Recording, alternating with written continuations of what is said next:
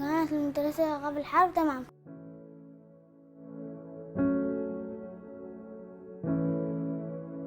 كنا في خيام وبعد طلعنا في درسوا، كنا نقص في الشمس، الريح كانت تلعبنا.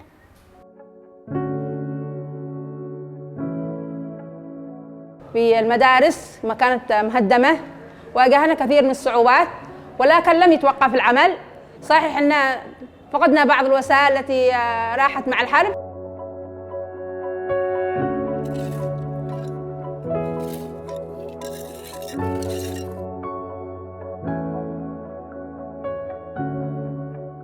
تدربنا على نهج القراءة والأصوات، كان تدريب تمام ومتسلسل.